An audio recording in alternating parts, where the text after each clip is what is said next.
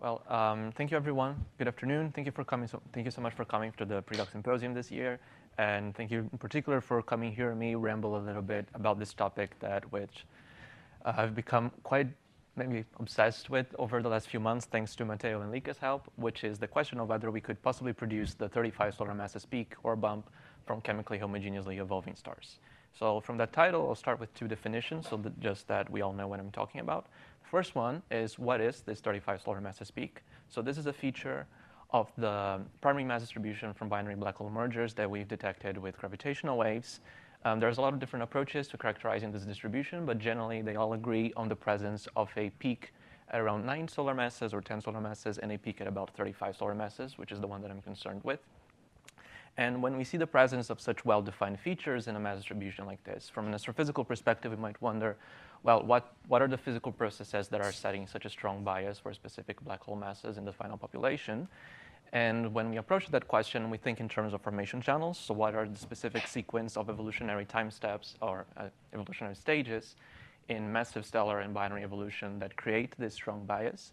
And there's a lot of different formation channels that have been proposed for this specific feature in the literature. And in my pre-doc project with Lika and Matteo, I examined a specific one, which is that of chemically homogeneously evolving stars. So that's my second definition. What do I mean by that? So as the name might imply, these are stars that evolve chemically homogeneously, so they have the same composition in the core and on the surface throughout the main sequence, much like fully convective red dwarfs. But these are not red dwarfs, they're massive black hole progenitors, so they have a few tens or hundreds of solar masses, and naturally, instead of being fully convective, they have a radiative envelope, which is not mixed ordinarily. But we think that they could become efficiently mixed if they are fast rotators. And if this fast rotation induces something that we alternatively called meridional fluxes or Eddington-Sweet circulation or just rotational mixing, where we are now bringing material from the surface to the core through the equator and then back from the core to the surface through the poles. And this is transporting helium back to the surface as hydrogen is burned in the core. And the result is that by the end of the main sequence, the star, instead of having a hydrogen-rich envelope that will expand into a supergiant phase, instead just remains a compact, bare helium core that only continuously contracts for the rest of the star's life. And this is very interesting for forming mergers, because if you want to, at the end of the evolution, produce a binary black hole that will merge within a Hubble time, the orbit needs to be quite compact. But this orbit wouldn't have fit the supergiant progenitor, and that's a typical challenge in forming mergers. And with this kind of star, we avoid that challenge by just not having a supergiant phase at all. And so it's already interesting in that sense as a possible source of mergers in that, but it's particularly interesting for forming these overly massive mergers at about 30 solar masses, because it also has several biases that kind of hint that this could be the case. So if we look at the approximate timescale for rotational mixing, which is the Eddington-Sweet timescale here, you see that it's proportional to the thermal timescale and to the rotation rate as a fraction of the critical rotation rate. And this means that mixing is more efficient for massive stars, which have a shorter thermal timescale. So maybe naively, that produces more massive black holes as well. It's more efficient for fast rotators, and the nice way of producing fast rotators is by putting our massive stars in close orbits so that they're tidally locked. And that's also good for producing mergers, because if from the start you're already in a tight orbit, that makes it easier to merge within a Hubble time at the end. And as I said, we can get away with those tight orbits because these stars remain compact throughout their lives. So all of these things kind of hint intuitively, and that's that they could produce these particularly massive mergers, and that's why we thought, well, let's actually try to model this with MESA and see if we actually get that contribution. And this has been modeled before in the literature with interest in both GW sources and GRBs, but not with a specific focus on this 35 solar masses bump. And I told you why we think this channel is biased towards more massive mergers, but not why it would produce specifically a peak instead of a more flat or smooth feature. But we also have preliminary reasons to expect that that could maybe be the case, because we also think that chemically homogeneous evolution can only happen from a well-defined closed-off region of the initial parameter space.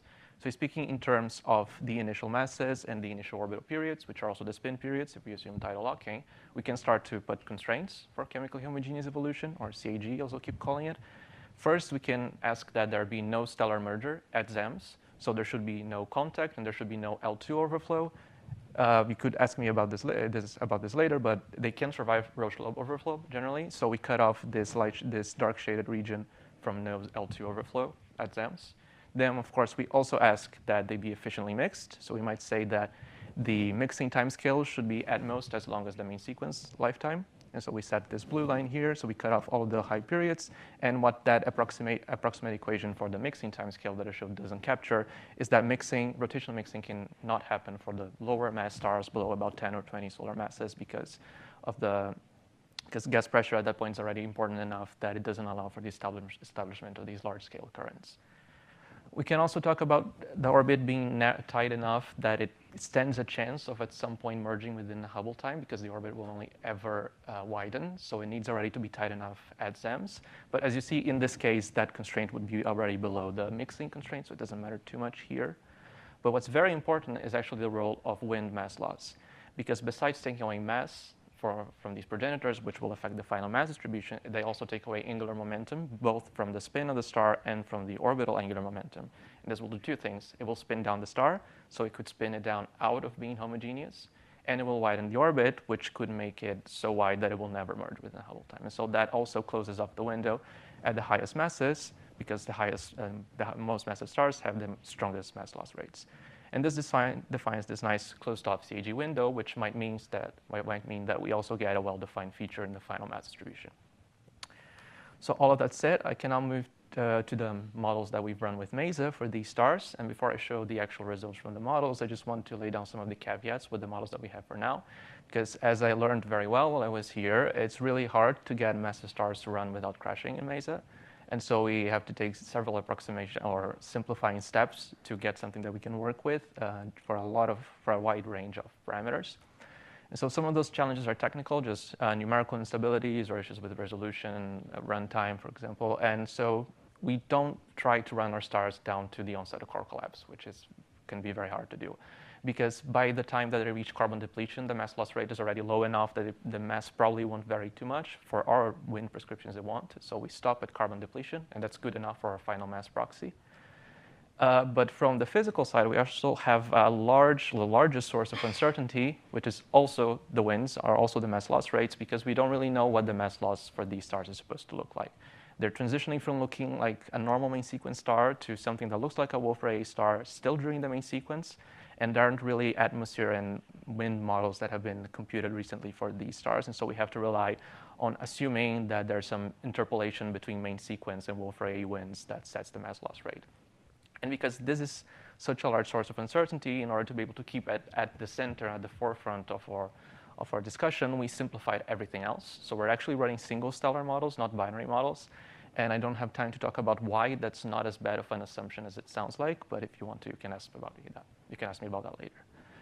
OK, so now I want to move to the actual MESA grids that we've been running. So this is from one of the first ones that we ran. These are stars that are being evolved at a tenth of solar metallicity. So these are the final masses as a function of the initial mass and period.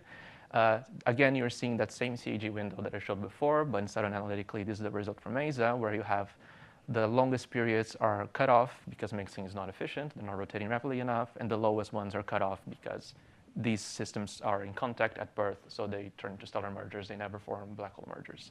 And so we have the window here colored by the final mass.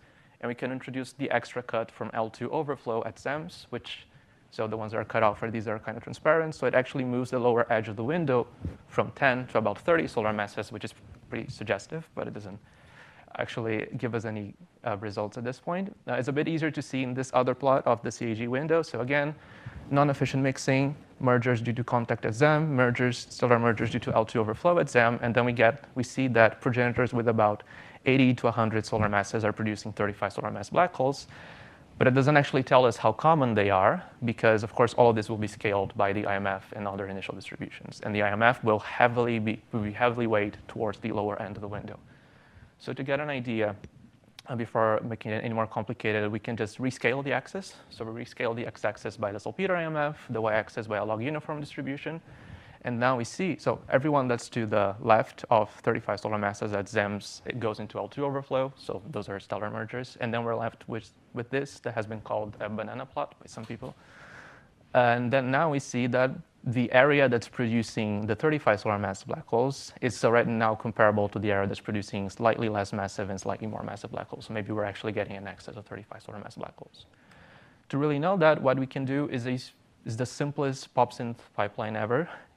We can just adjust a few interpolators over mass and period to calculate the final mass for the parameters that we didn't run in MESA, assume just the group IMF log uniform initial orbital period distribution, so very typical traditional distributions in population synthesis, and use this to generate our expected final mass distribution. And that looks like this. It's peaked at 35 solar masses for a tenth of solar metallicity, which again is very encouraging, but it's a single metallicity, and we at this point don't know which metallicity is going to be privileged for CAG stars. And so this doesn't mean that most black holes are going to have this mass. So the next step is to generalize this for a full population. So we do the same thing for a few different metallicities, and then the behavior that you get is pretty intuitive. As the metallicity goes up, the winds get stronger, so the masses go down, and the peak becomes narrower. As the metallicity goes down, the masses get larger, and so you produce broader, not even peaks anymore, but just broader distributions at higher masses. And this would suggest that you could produce a lot of mergers with about 9 solar masses, which is where the other peak is, but actually, the winds are so strong for these higher metallicities that the delay times, which is the time between the formation of the star and merger, for all the highest metallicities are longer than a Hubble time. So these will never merge. They form binary black holes that haven't merged yet. So maybe in a few hundreds of millions or billions of years we can observe those. But for the lowest metallicities and the lowest masses, we are getting mergers, and the cut is at around a tenth of solar metallicity, which is where our 35 solar mass black holes are. But to really know that, what we need now is to put all of this in a cosmological context. So we take our interpolated populations, we take our delay time cut, we take our non-efficient mixing and stellar merger at ZEMS cut.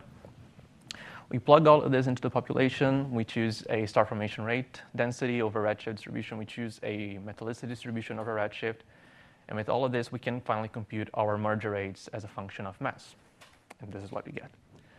So the first thing that I'll point out is that for the range where we actually have observations of mergers, which is below redshift 1, so it's the bluest line, it's still peaked at about 35 solar masses. It's a very broad peak. It's actually a bit over 35 solar masses, but there's also a lot of kinks that I need to fix in the interpolation still. But it's still a pretty exciting result that does hint that we, for some reasonable set of physical assumptions within all the uncertainties, we could get the right mass bump from this channel.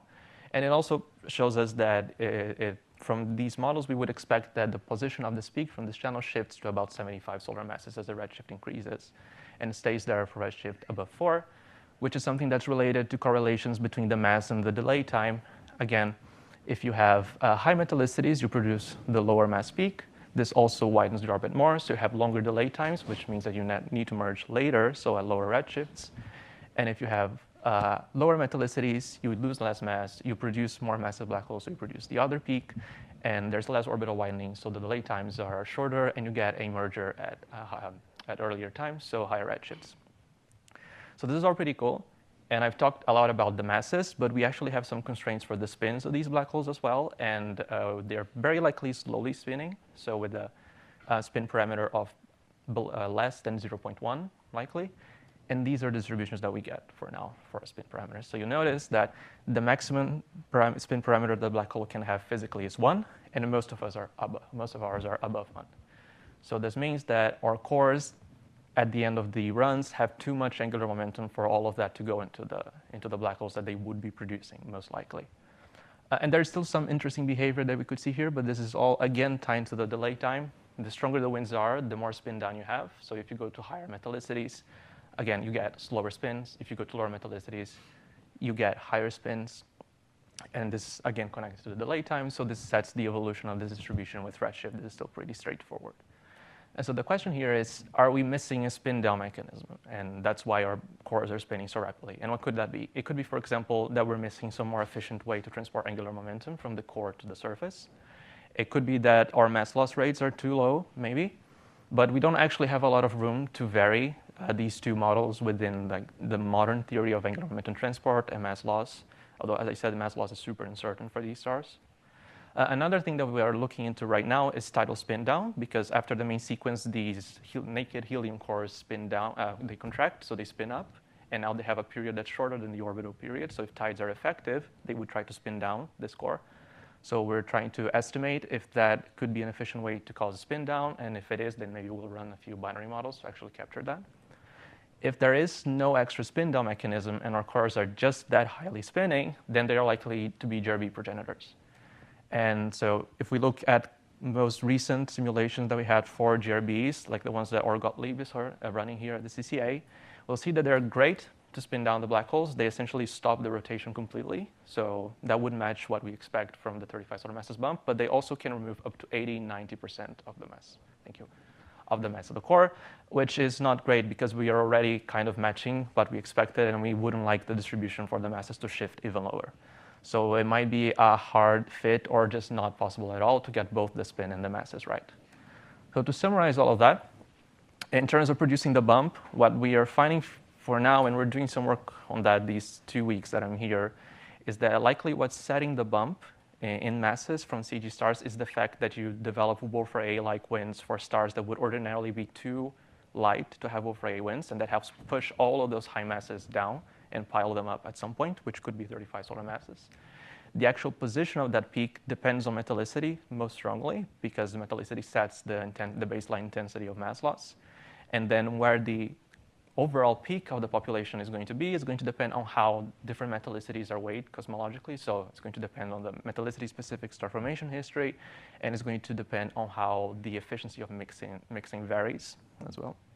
And finally, as I just told you, in order to match the spins and the masses, we would need some extra mechanism for angular momentum loss that doesn't incur any extra mass loss, so we could keep both.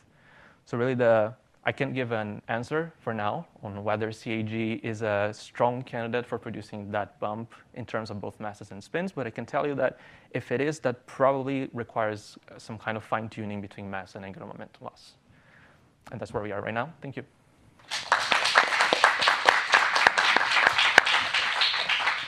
Very nice. So I'll start with a question. Yeah, I'm also very interested in uncertainties in mass loss rates of massive stars. It's something that bothers us when we're trying to do stellar feedback as well. Just to sort of get an intuitive error bar for your result, if I were to decrease the mass loss prescription by, say, a factor of 2, how much would your bump move at the end of your pipeline? So that's one of the things that we're doing actually that I've been looking into very recently. I might have a plot that's instructive for this. So this is a simple analytical prescription where the bump should be based on the baseline mass loss, which is the first number on the top, on the title. That would be the mass loss rate for 20 solar mass star. And you see that if I change it by 1 order of magnitude, I can move the bump from about, here I think it's 30 solar masses down to, so if I decrease it by 1 order of magnitude, down to 9 solar masses, for example. So it can be very strong. Or we could lose the bump entirely, because you only create a bump, I think, we haven't completely checked this, if you have strong enough winds to create this pile up. If they're not strong enough, you don't push them into a single peak. You just got something that's flatter. Nice, nice backup slide. Any other questions? Ariana? Great talk, thank you. Clearly, we get this 35 solar mass bump from LIGO data. What other data from LIGO will indicate chemically homogeneous evolution or rule it out, like spins or fitting, a time delay distribution or whatever? Could you summarize what other dimensions in the LIGO data would? Yeah. So chemically homogeneous evolution is most efficient for symmetric masses. So, and the 35 solar masses bump is already mostly compatible with symmetric masses. So that's another actually sign of support. So that should be one thing. And well, it really depends on whether we can get spin down or not.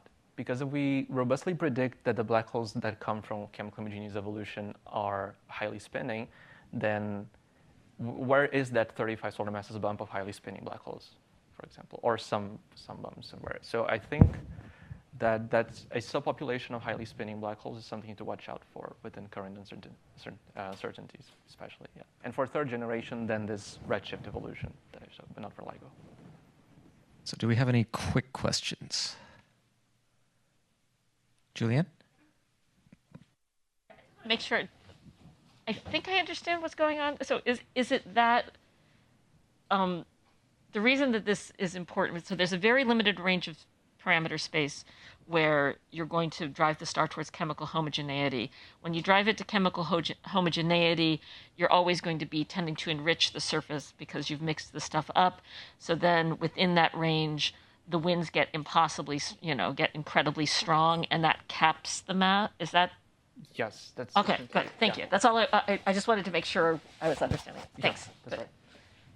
All right, let's thank Lucas again. Thank you.